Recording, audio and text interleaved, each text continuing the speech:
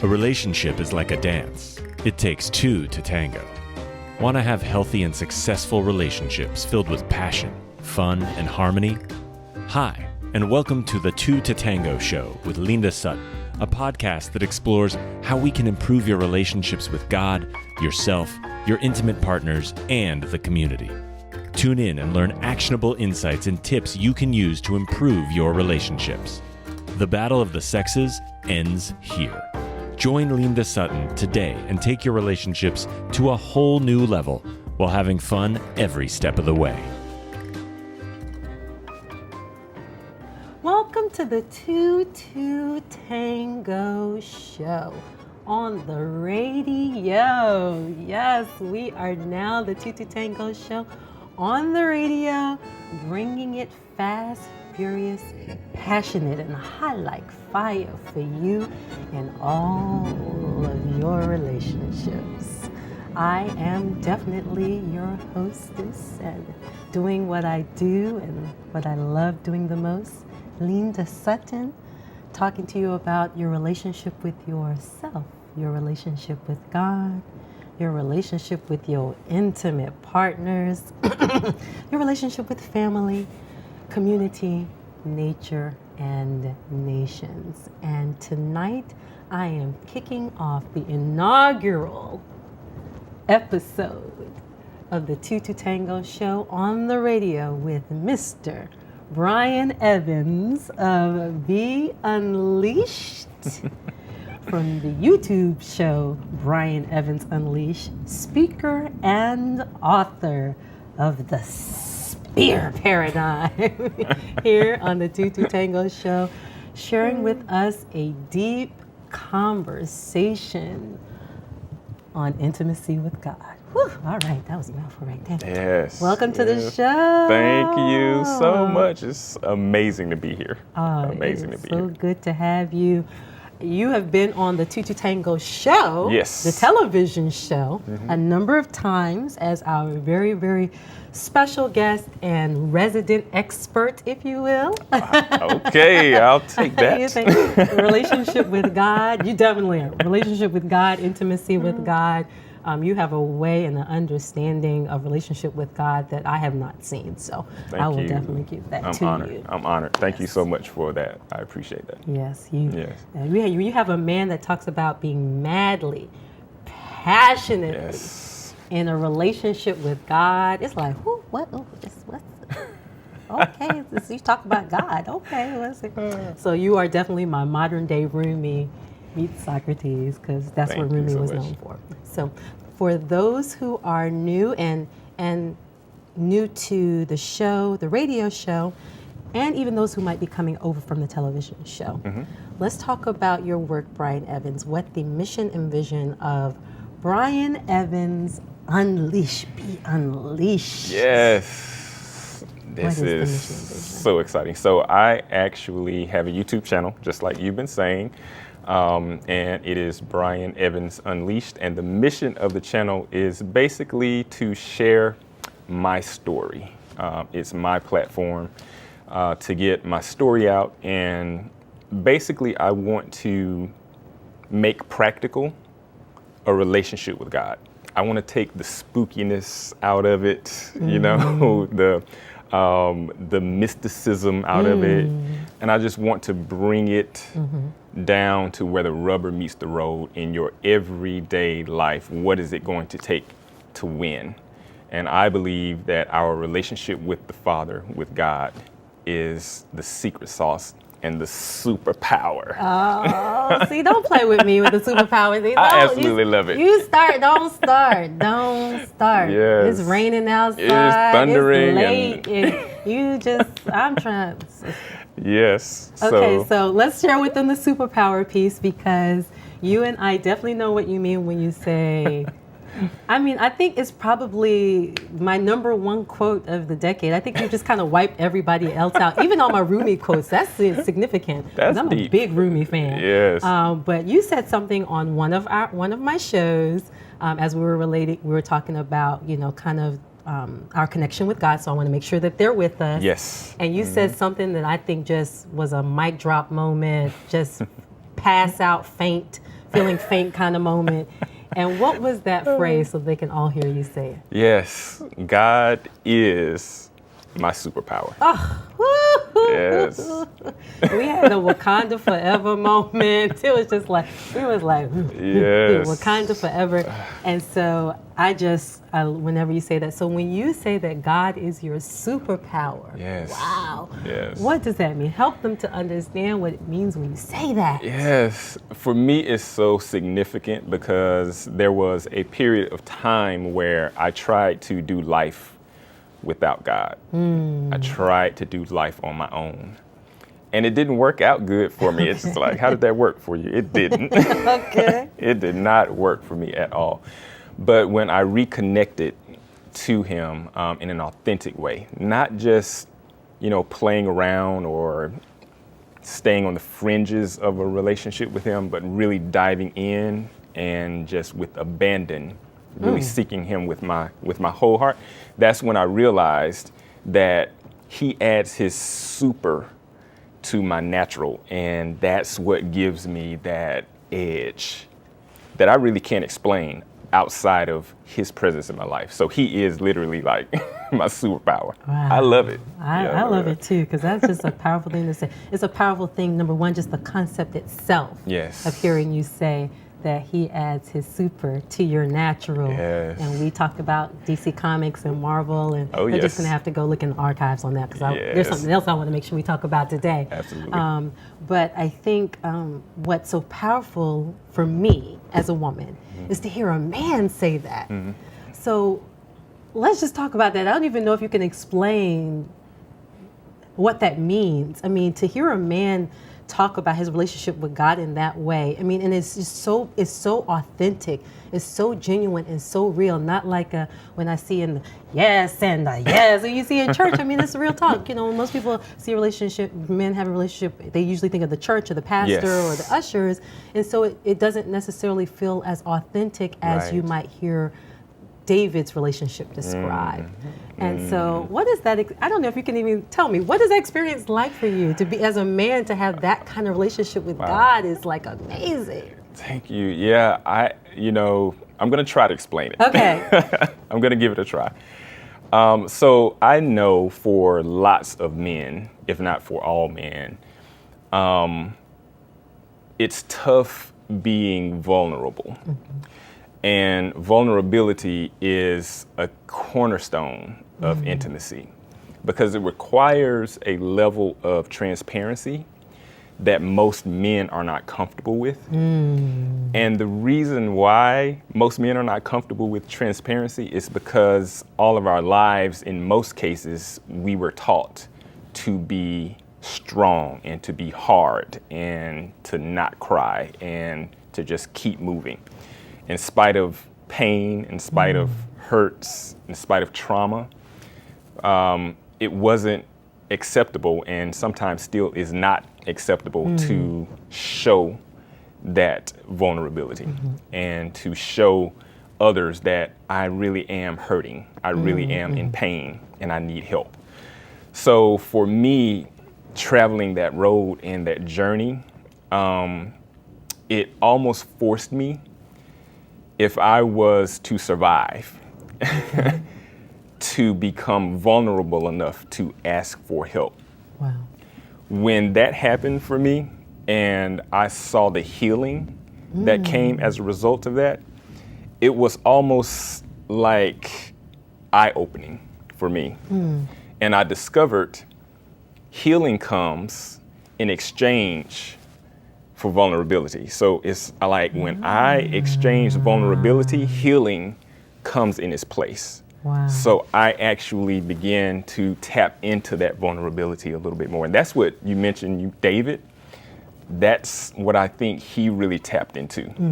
And all of the Psalms that he wrote, he's the one who, would write things like, Lord, you are my shepherd. I shall not want. And you make me to lie down in green pastures. You lead me beside still waters. I'm literally like a sheep, and you're my shepherd. I'm vulnerable enough because sheep have no defenses. So they have to have a protector. They have to have a guide. Otherwise, they're left out in the wild alone. Yeah. So that's where I really feel like I've kind of tapped into that, because for me, it was about survival. Wow. Yeah. Wow. That's really powerful. And I mean, that's my word, especially now that you said superpower. I was trying to change out that word. But Yes. When you start talking about the vulnerability piece, and I just find that fascinating that you found that when you opened yourself up Yes. to release whatever it was that you needed healing from, Yes. it actually made the space for him to enter into you and enter into your space so that you could receive the healing from him and your relationship and connection with him. Yes. Yes. That's real. Yes, and for me, that has given me the ability to connect with other people on a deeper level. Because I never, and I said this in one of my men's groups that I'm a part of, and they kind of looked at me strange when I first said it. Okay. Oh, I gotta get this. But I said, I never want to forget what it feels like to hurt. And when I said that, they were like, dude, we trying to forget all of the pain we can forget. What are you talking about? Because I really believe that pain is really what connects us to humanity. It's one of the few things that we all have in common. So I don't ever want to forget what it feels like to be depressed or, to be anxious about something, or to lose a loved one, or to feel forgotten, or the need for acceptance, or all of those things that sometimes bring us a certain level of pain. Because if I remember what that pain feels like, when I encounter someone experiencing that pain, I can go to where they are and bring them out. That's definition. That's compassion 101. Yes, I love it. Compassion 101. I Yes, love that. That's actually more than 101. I think that's the PhD version. Because to say that you would be willing to hold on to the memory just so that you could help, save, connect with, have empathy, have relationship with others, is the PhD level. I don't think everybody ready for the PhD level of compassion, sir. I love PhDs. Okay, this is a dissertation. Right, just write that. Let me write that down too. Okay, I love that. Okay, so because time seems to fly by when I'm talking with you. So same here, it does. So let's get right into the intimacy with God. So a different context, because last time I talked to you about how, intimacy with God, and people might be concerned about whether or not God would want us to, use the word in the images that come with that. Yes. But when I was talking with you offline, I had a really specific thing that was important to me to understand in talking to you about with intimacy with God. Yes. And that is through the lens of culture. So in culture today, when we think about intimacy, let's say in a interpersonal relationship, in your relationship with your partner, right, or intimate others, or those who you was having relations with. It's like, that's what the people say. That's what the children say these days. And people having relations, I see that most people don't have, even though we're saying intimacy with God, they don't have a connection between the word intimacy as we understand it in culture and God. Number one, because we usually think of intimacy in a sexual context or a romantic context. Very true. And we don't always want to associate that with our image and our understanding of God. Right. And then on top of that, we're in a culture where, and I say that people don't think, I'll keep it real, they don't think God is freaky enough. Right. Like they I like God is not the way that God, the way they think in their mind of God and sex, or Jesus and sex, or religious and sex, or being righteous and sex and intimacy, in their minds, it's like, ooh, child, that's boring. Right. Or, I like the way the world, even though this is real talk, people say, oh, I like the way the world does it. And if I have a relationship with God, then I'm gonna have to give up all this over here. Or if I'm gonna really connect with God, then does that mean I got to give up all this? Oh, this good over here is good. So that means I'm gonna have to give up all that. And so a lot of people come away from having a relationship with God solely for the reason that they say that's the one thing that they can't give up. Good. That is they're so like, good. you know, I can do all the other things. I can even be vegan. Yeah. But to give up my freaky, Right. I'm sorry, Lord, forgive me today, tomorrow, and next week. So that is what's important to me, because for me, and just kind of this whole conversation that I've been having offline and even in my quiet space, Sure. is that, wait a second, God is the one who created Come on. sex. Yes. Actually, the creator Yes. of sex, the creator of That is so good. intimacy, the creator of two people with no clothes on and never had any intention of them ever having any clothes on. Right. I just want to point that out. Just in case y'all missed that. His original Right. intention was Original that intent. everybody was going to be naked all the time. Like, there were no fig leaves. That was not his fashion. That wasn't in God's fashion sense. So, the original creator of sex and intimacy, who originally had this design for people not to have any clothes on. Yes. So that's, the Lord had high expectations for us. How could we not see, or why do we not, how could we not see, and why do we not see all of the passion and connection and intimacy on this side, but we can see it all on this side? That's my question for you. We going deep. Yes. Yes, I love it. You are the one, as Donald Trump said, the chosen one. Right. You are the one that I could have this conversation with. Like, why are we missing it? What's happening? And what do we need to do to correct it? Yes. So one of the things that I find fascinating about intimacy, period, is the connotation of sight and the connection between our vision and intimacy as we think about intimacy. So literally the word means to see into. And one of the things that happened to us when we fell in the Garden of Eden, Adam and Eve fell, and sin entered into our realm, was our vision became perverted.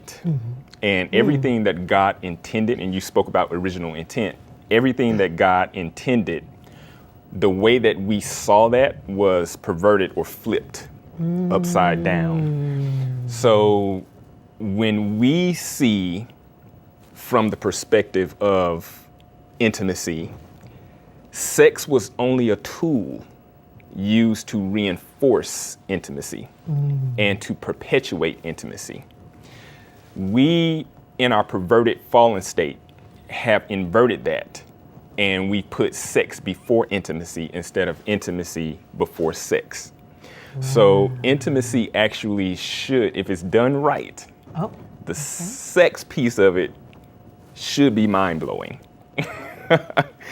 Once intimacy is really done right, like you were saying, once we have proper perspective of intimacy and what that means, then the sex piece, the actual piece that we're all enthralled with right now on this side, then that becomes the actual icing on the cake, so to speak, you know? Because what sin did for us is it took away our depth of vision. So instead of seeing in like 3D, we lost two of the dimensions, so to speak. Wow. So we only see one dimension on this side. Wow. So when God created intimacy and sex and relationships and those types of things, he created from the standpoint of his omniscience.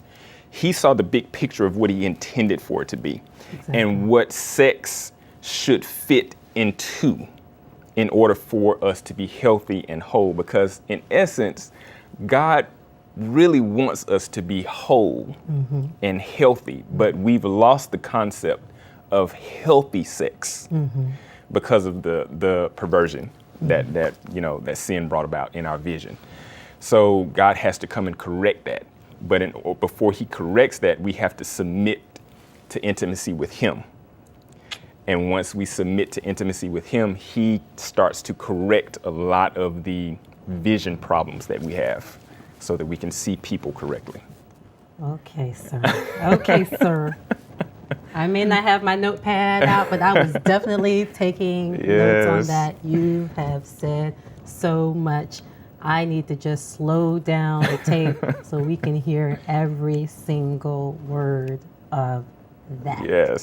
So I'm gonna go back to 2 words you said, because I know I want everybody to know, yes, you did hear what he said, and I heard it too, and I'm not gonna pretend I did not hear what he said, because he made us a promise. He said, with this principle comes promise. Yes.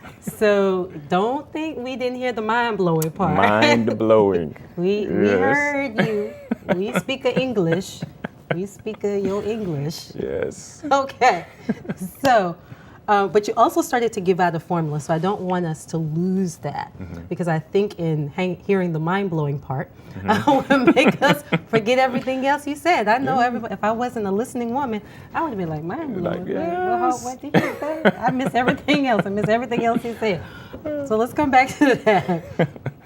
I think it's very, very powerful that you're setting up the context of before and after the fall, because I think what I hear a lot is that even though we're after the fall, we forget that there was a original intention, there was an original idea, and for those who say that God doesn't change his mind, then if that's true, then he never changed his mind about what his original idea was. Correct. I just want to, for my philosophers out there, y'all just want to marinate on that. Right. Because if he didn't change his mind, and that was his original idea, and all this other stuff has happened, then the question that we want to ask rhetorically is, when are we getting back to that original idea?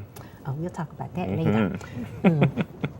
But I appreciate the fact that you are pointing out that if we do it the way it was designed in the context, and that it's a part of a larger whole. Yes. That it's not just sex just because, this is real. It's because I want to feel good. I want to have my moment. And it's just like all physical pleasure, but it's actually a part of a multidimensional Yes, that's correct. set of elements that is relationship. That was what relationship was created for, because he created man and woman, relationship, intimacy, identity, all these other pieces, and then the way to consummate all of those things was the sexual part of it, or the physical expression of intimacy. So so good. So I just want to, I'm just summarizing what you said. So the interesting thing is, though, that you said that when those things are in place, because if you see even in the original story, like Adam wasn't having sex right out the gate.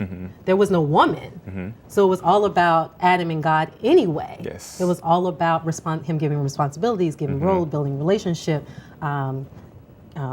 placing him somewhere. Yes. And we get all in there, y'all get into our word.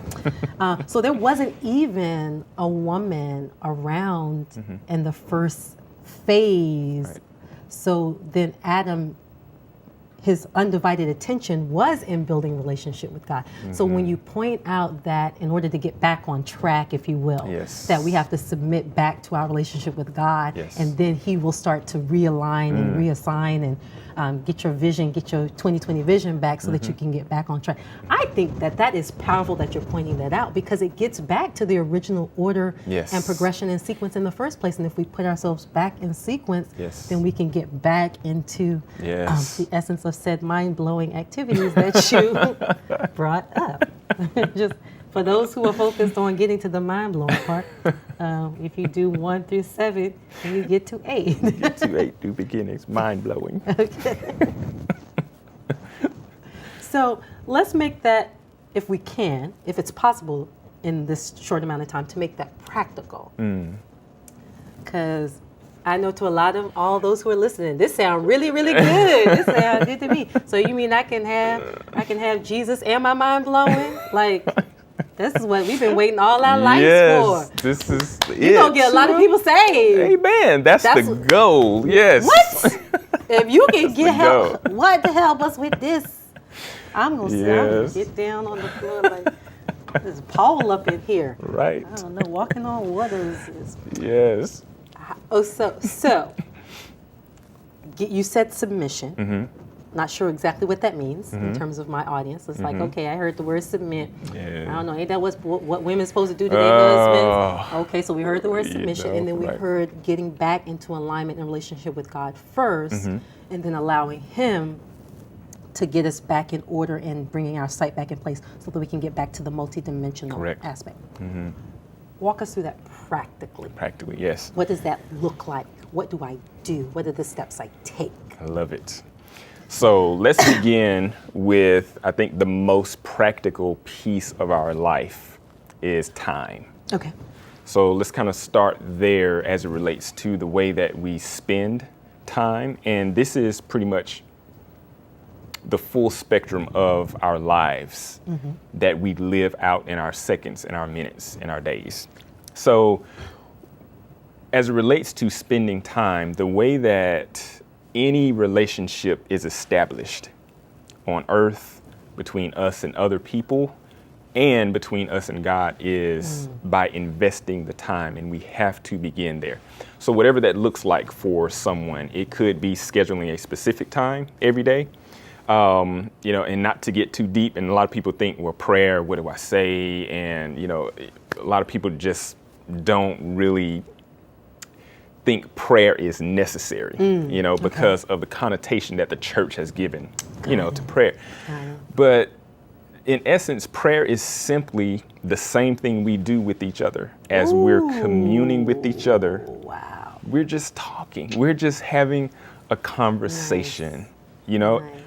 But it just so happens that prayer is with an invisible partner. So the sight correction actually begins there.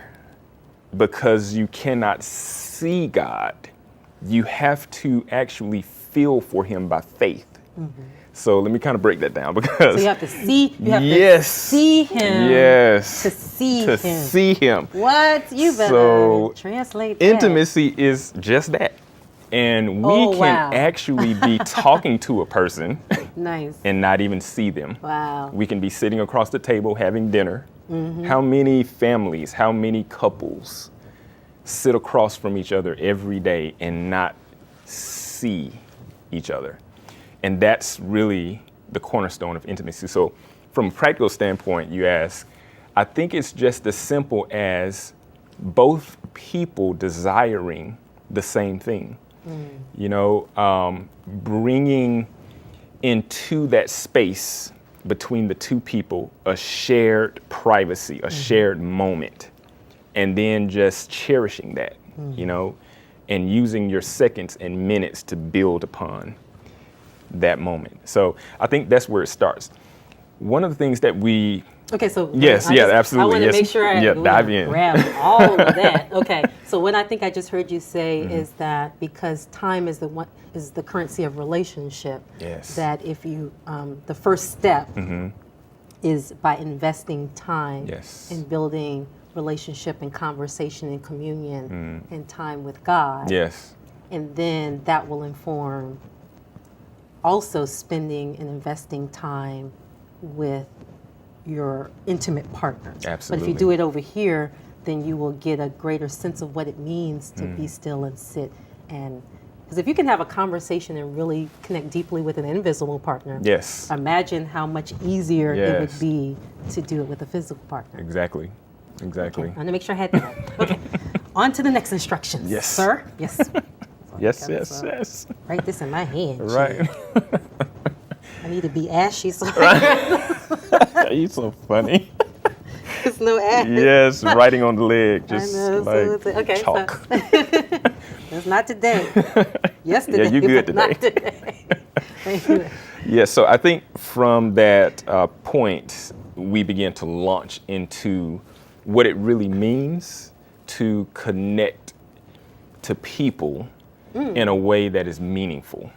Because when we think about the time that we spend with each other, it's not just being physically present. There has to be a certain level of engagement in order for that moment to be meaningful for both people. So you have to share a common desire to actually want to engage with each other, right? So seeing the person that you're engaging with properly requires us, many times it requires a second look. It requires looking deeper than the surface, you know? Okay. So I think that's really the premise of what it really means to, you know, speak someone's love language, to know it and to really speak it, you know? Yeah, so that's I think as practical as I can get. Oh, that's pretty profound. So we have the spending time in communion with God, Yes. the building connection, because that's almost like a training ground. Because if you can really get consistent in building a relationship, just the act and practices that are involved in having a regular prayer time, a regular devotional time, the act of being still, the act of being quiet, what it takes to really listen and hear. Yes. And you know, get what you have to say out, but also to really listen to, and it takes a different kind of quiet to hear what the Lord is saying to you. And if you can get into a habit and practice of really listening to Him in that intimate way, and always having an ear out, that is right, for Him, then you can have a new way of having an ear out for your partner and listen to your partner in a new way. And I think that that's really, really important, because one of the most common breakdowns in relationships is communication. That's so true. And people not feeling like they're being really heard. That's good. Like, you know, you're listening to me, but you're not really hearing me. And if we can really get into a level of listening, number one, if we can get to a regular practice of really hearing God. Because, whew, you already know about my conversations, Chad, the way he be talking. Then it'll give you a different way of hearing not only the words, but hearing the spirit, energy, and heart behind what your partner is saying. And that, I can see that's so profound. That's intimacy for real. Because you're seeing past seeing past the physical into the invisible. Yes, come on, that's correct. Wow, okay. That is so good. That's real, okay. And that takes work. You know, it takes a certain level, you said a certain type of silence or quiet, but it also takes a certain type of energy as well. It's so funny because I was literally in a training today for work, and it was pretty much a day-long class that we got into, and one of the exercises that we had to walk through was active listening. So we partnered up with people in the class, and we went through different scenarios, and we literally had to practice just sitting there, listening to them. And we think about listening as just sitting and hearing words. But when you add the active component to listening, and it becomes active listening when you're actually putting in work to engage your ear, to hear beyond the words. Because all the words that we speak, they have an undercurrent. And that undercurrent is actually the meaning behind what we say. And that's what you have to listen for, not only from God, but also from others. That's powerful. It's so funny that you said that, because it's bringing me back full circle to the Two Tango show. Because one of the tenets that we use, or at least in the work that we do with Two Tango, is the understanding that only 7% of communication is verbal, and 93% of communication is nonverbal. That is includes, amazing. Yeah, because 93% of it has to do with body language, body positioning, posturing, alignment, tonality, and energetics. And only 7% of it is the actual words. That's amazing. It is really That's powerful. good. Now I'm writing stuff down now. So, it's the thing that drives us, because in tango, you have two partners that are communicating without words. And it's not, there's no lead, it's pure leading follow. There is no choreography. You have some principles that guide the way that you move with one another, and based on those principles you just create. And you have a leader and you have a follower, and it's so interesting because as a follower, just the act of what you have to do as a follower to surrender, to submit and surrender, to trust and entrust, and to really listen to the man's body in a way that even he doesn't hear. And so it's really, really powerful because you're just, as you say, the intimacy part, I'm like, wow, I was like, that's real. Because one of the things that I tell the gentlemen when they're training is that your follower can hear your body in a way that you never experience your own body. And so, like, for example, like a woman your certain muscles will contract in a man's body while he's trying to decide what he's going to do. And if she's against his body, she can actually hear all those different contractions and tensions that he's making in his body while he's making the decision. And then when he makes a decision, his whole body mobilizes to move in the direction of that. And your follower can hear all of that. Wow. And so it's just kind of interesting that we're talking about kind of a new level of listening, because it makes me have an appreciation for. Man, you just broke me off something proper. God. I mean, it's my mind is like going a million miles per hour. Yes. It really. That way of understanding, I love it. Communication between you and your partner, I think can give people a new level of depth. For me, it helps to give a visual in terms of listening. And how do you listen beyond just your ears? What does it mean to listen to your partner beyond just the words? Yes. For us, of course, and of course, since we're talking about intimacy, we're talking about body-to-body contact. And so there's a lot of communication there that I think people aren't aware of. And it is an exchange of energies. And I think, people kind of gloss over that because it's convenient to gloss over that. Right. But the depth of it is real. In fact, it's a little aside, but a follower can be so intimate with her leader's body that if he dances with someone else, his body starts to align differently.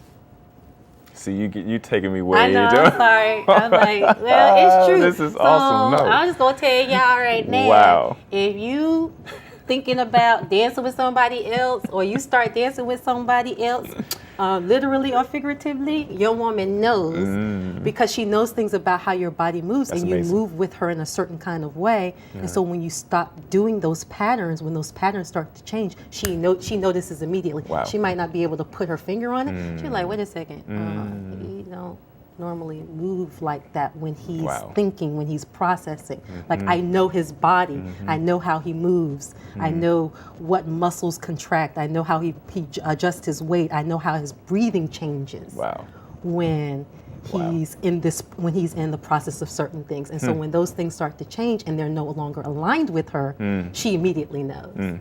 But anyway, that's listening 101.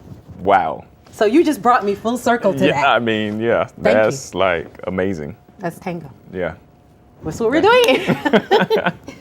Y'all didn't know tango was a different kind of intimacies, did you? Different kind of relations when you do tango, child. That's why I be telling y'all. That's why we here. Y'all didn't know tango had all the good. The tango is the real good. That is awesome. Yes. Yeah, it really brings to the surface to just the complexity of our workmanship, our bodies, and how multifaceted and multidimensional we are. We look upon different people as we go through our day. We see this person, we know this person, or we work with this person, or this person is our, in our family or our circle. But looking upon them is totally different than really seeing into them, And when you just went through that entire revelation of tango, it just, light bulbs, sparks were just flying off in my mind, because I think about all of the things that we have yet to tap into as it relates to our creative bodies, our minds, and just the energies and the flows that we haven't even tapped into. It's amazing to think about. Yeah. That's why I'm here. Shh, don't tell everybody. Yes, it's awesome. Good I love it. I love it. It's so interesting, like I said, because we're talking about intimacy, we're talking about connection. Now we're starting to kind of delve into the physicality of it. And like I said, it's of course, they all know that my lens is tango. So it's interesting because one of the elements of culture is because we are so focused on the physicality or what we understand to be the physicality. Number one, we already having a hard time with this idea of having intimacy with God, and then, do I have to give up this stuff over here? But I think you gave us the kind of the 411s on how we can start to have both Jesus and our good too. Yeah. So thank you for that. Absolutely. But then the other piece that people want to have an issue with, and I want to hear your context, because tango has a context of it, is they want variety.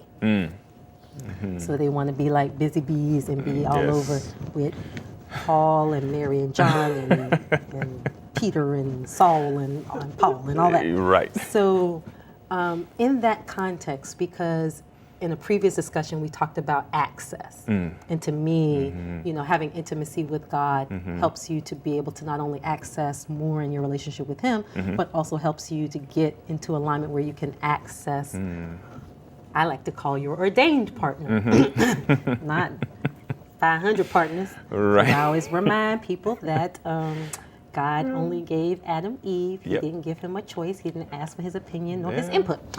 But that's a whole other conversation. That's a whole other conversation.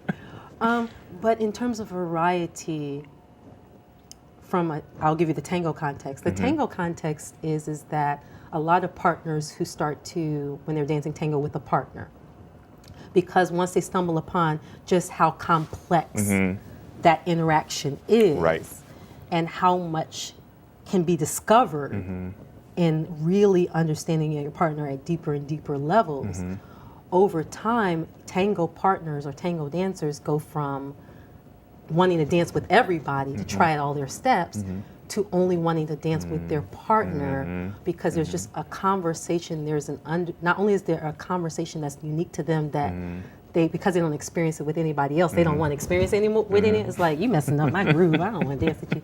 But also it's about not quantity, but quality and depth. And the depth, so that's where you see like these extraordinary performances, because it's the level of depth of connection and intimacy that the dancers have built with one another that makes the performance so breathtaking. Yes. And I think that gets back to your mind-blowing part. The mind-blowing part. That mind-blowing, breathtaking, mind-blowing part. Yeah. So from the context of building intimacy with God and building intimacy with a partner, how does it address that cultural need to have a lots of?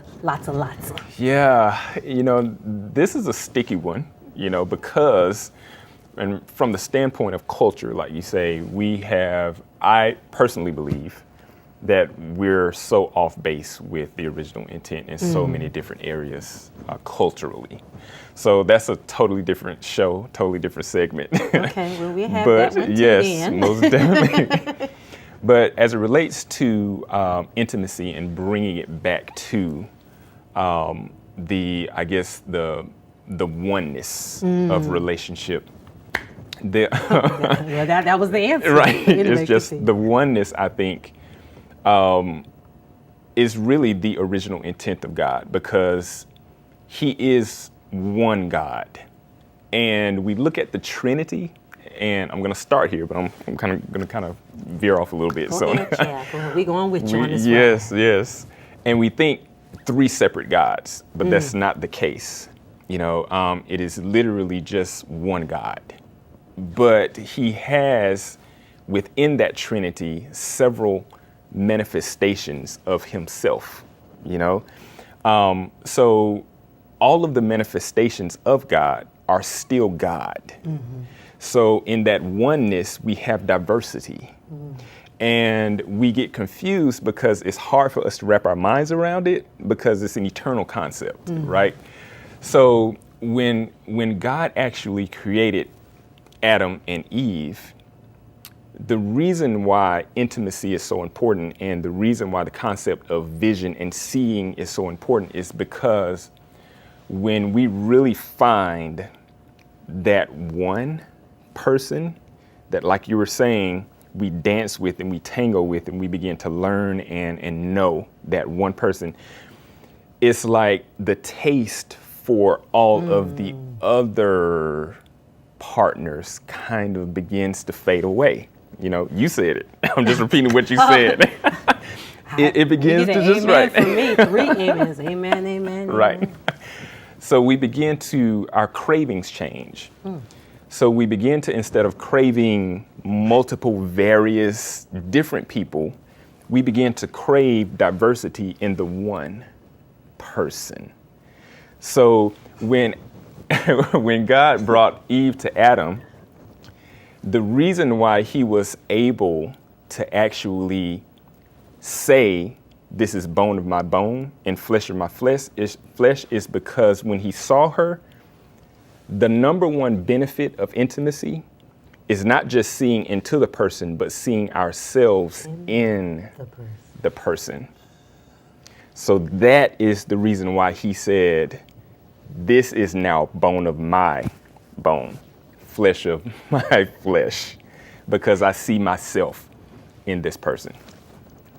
Alrighty then. And so I'm not even gonna drop it. I'm gonna throw it across the room. We no more mic drops. That's Obama. Now we got Brad Evans. We just did a mic throw. Throw the mic. Throw the mic. Throw the mic. I know. Oh my gosh. Juggling. Oh my goodness. Okay, Mr. Evans. All right. Well, do we need to say anything else? I don't know. I think we just go to a commercial break now. Cut. Go into commercial. Oh my goodness. Okay. So I think these are important things because, even though you're giving us the answers, you're definitely dropping right into the answers. And I think meditating on, reflecting on, sitting in, and allowing the spirit that is delivering this message to rest in that. And I think that comes, as you said, with intimacy with God. Yes. If you have intimacy with God, you can ask him all the questions that you have about this particular show. So if you have questions about this show, then just take into your meditation and your prayer time. And since you're going to practice investing time in communing with thus saith the Lord, so that you can get a better understanding of how to do intimacy God's way, as Brother Pastor Bishop Deacon is giving us here, then you should get your questions answered. Okay, back. Excellent. So I think we've covered a number of the things. We talked a little bit about just kind of this idea of the oneness and original intent. We talked about how to start to transition back towards aligning back to the original plan and the original design. You just don't. Mr. Evans. And then we talked about just kind of this idea of how do we lose our cravings? Just get the taste out of your mouth for that. That's a real conversation, but that's a whole nother conversation. Let's get to one of these final phases that I want to make sure that we cover in this show, which is, even though you gave us the mind-blowing and I gave the breathtaking part, I want to make sure that we make it very plain for people in terms of addressing this whole idea that God's way of doing intimacy is not freaky enough. We got to give the people what they want. We got to help the people. Yes.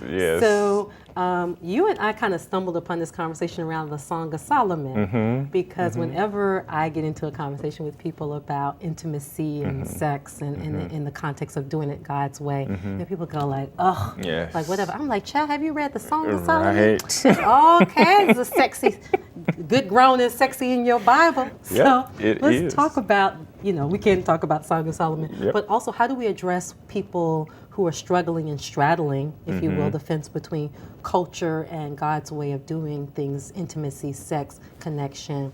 How do people start to kind of take that step across that fence that they're straddling, addressing the idea that God's way ain't freaky and wild enough for the children? Right, If you can answer that, I don't know. We can just give you millions of dollars. I don't know if I have the answer to that or not. I'm sitting here thinking, processing, like, what is the answer? Lord, help me. Well, let's start with the Song of Solomon, because obviously there is a context within the Bible where, you have a couple, you know, some people say that, you know, he's talking to God, some that he's talking to, and that's just kind of like a figurative below. Other people's like, no, he's talking about mounds and stuff. That's clearly a woman. He won't talking about her breast is. He won't talk about Jesus. He was talking about his woman. Yes. Well, yes, most definitely talking about the woman. Song of Solomon is a beautiful, beautiful illustration of the relationship, you know, between a man and a woman. You know, in the Bible. In the Bible. It's literally in the Bible. right there. You know. Read your Bible. There's some Harlequin romance in your Bible. You didn't even know. Yes, it's juicy. I can't believe it's not butter. Yeah. Yes. Fabio Harris. Anyway, yep, that's exactly right. You know, and I think I was listening to the late great Dr. Miles Monroe, and he was talking about the Song of Solomon in the Bible, and he literally says something that made me crack up. He was like, you know, a lot of people try to make the Song of Solomon, because it is in the Bible, they try to make it spiritual, and they try to make it so, you know, just so spooky and just grand as God. Yes, exactly. He was like, it's literally about a lot of sex. Oh, tell the truth. That's what the book is about. It's just simply about the love and the passion that a man and a woman share between themselves in an intimate relationship. So that's literally what the book is. In the Bible. In the Bible. In the Holy Bible. Holy Bible. King James Version and all the other versions. Exactly right. So I really feel like in that dimension, we get a glimpse into really the nature of God as it relates to what he intended for our relationships. And part of that say that is, again? yes. I'm sorry, say that again, because yes. that was, I don't want, that was like it right there. So we get a glimpse. We get a right? sight. Yes, we get to see into, yes, the very nature of God as it relates to what he intended for our relationships. So what God was thinking about when, yes, when he created sex. Yes. Yep. This is what this looks like. Remember, it's only one component. Everything that we deal with here in this earthly realm is simply one facet of God, you know? And we'll never really know or be able to comprehend fully what God is really like. But he's given us certain things to kind of give us an idea of what his nature is like, you know? And a lot of the miraculous splendor and wonder actually happens between us, between people, interactions and relationships and intimacy. You know, that's the reason why it's so mind-blowing, because it's literally a facet of God that he's given us to enjoy. But because of the way that he created us, he knew that there was a right way to really enjoy it. And that's what he created around it. So that's where we get our intimate relationships from. Oh, wow. Yes. So I think the Song of Solomon is definitely one of those books that they kind of slide under the table, you know. My pastor don't preach on that. You don't hear too many sermons about the Song of Solomon. Keep it real. Y'all need to teach that. Right. People would be in the church then. Right, exactly. Put this on YouTube. Yes.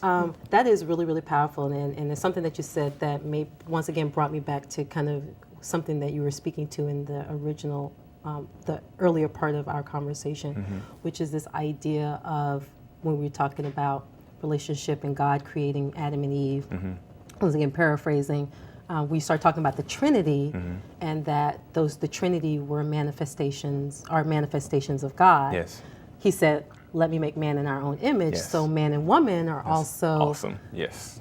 the masculine and feminine manifestations of God. 100%. And so the fact that he would give sex as a part of the manifestation that would be shared between those two facets of him that we are made in the image of, is when we start talking about one God and oneness, that we literally become the physical reflection and manifestation of the oneness of even God Yes. here on earth. Yes. Like, that's real. For this reason shall a man leave, right, and cleave, and they shall be one flesh. That's the design of God. You know, he's about unifying, and sex is the unification tool. The ultimate unification. What? And it causes the knitting to happen. And that's the danger, kind of going back to the multiple partners. The danger of having multiple intimate partners, being physically intimate with multiple partners, is that you literally, that act knits you to that other person. And that's where we get the concept of soul ties and, you know, just the knitting of the hearts together, because that's what sex was designed to do. It does what it's designed to do very well. It does it really good. So it is just that concept of really having the parameters around our mindset when it comes to, you know, sexual intimacy. That it's not just something fun to do, that it carries serious connotations with it and serious repercussions if done incorrectly. Yeah. It's interesting because we talk about promises. A lot when people talk spiritual and religious, they talk a lot about promises, the promises of God, the pleasant, the promises and presents, the gifts, the blessings. But of course, every last one of those promises and presents and gifts comes with principles and parameters around them. So it's like, yes, I want this promise. It's like, yes, but there's some prerequisites. Some prerequisites and principles that come, and parameters that come with that promise. And so I think we forget that we want the pleasure of intimacy. We want the pleasure of sex without realizing that with every gift, there is a prerequisite, there is a principle that governs it, there is a parameter around it that yields it. And so I think that's unfortunately why so many people, even though they have pleasure, it's so fleeting, because they're not getting the full promise, that they're not getting the full promise because they're not adhering to all the parameters and the principles that govern that particular pleasure or promise or gift. That is so good. I'm getting that from you. That is, I'm just sitting there like, that is amazing. Yes, because, you know, life was never designed, God never designed life to be one-dimensional.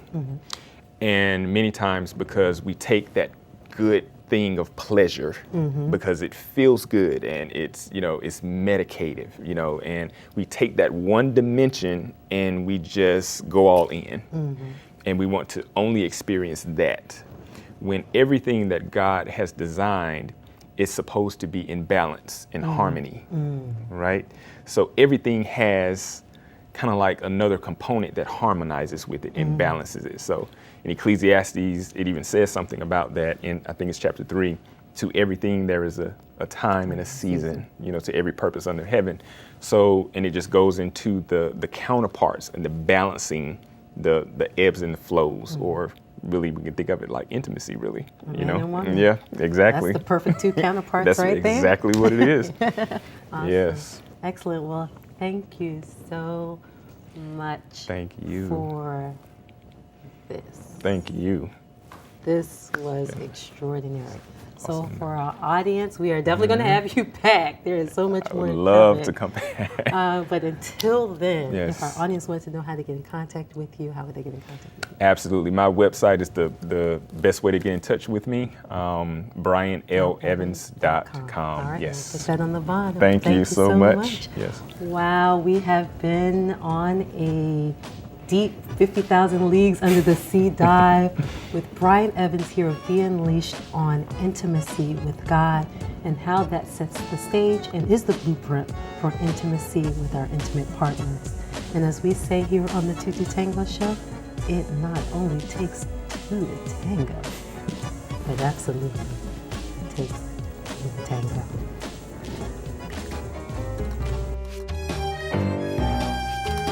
We have just concluded another moving episode of the Two to Tango Show with Linda Sutton. Did you enjoy the show?